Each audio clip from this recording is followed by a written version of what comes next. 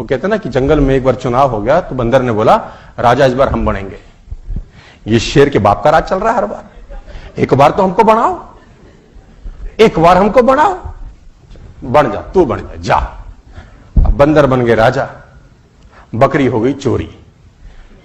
शेर के पास आए सारे, महाराज बकरी चोरी होगी। बोला मैं राजा नहीं, I am not more any more king. अब उसके पास जाओ। अब वो बंदर के पास गया, महाराज अब तो आप ही राजा हो, कुछ करो। बंदर ने बोला चिंता मत करो, अभी ढूंढे देता हूं, इसमें कौन सी बड़ी बात है। तो बंदर महाराज तो पेड़ पे बैठे रहते थे, उधर से कूदे खटाक। लोगों ने देखा बंदर महाराज हरकत में आ गए, राजा हरकत में आया, कुछ करेगा। नीचे कूदे, दूसरे पेड़ पे चढ़ गए, दूसरे से कूदे फिर तीसरे पे चढ़ गए, फिर तीसरे से कूदे फिर चौथे पे। लोगों ने बोला राजा जी कुछ करेंगे।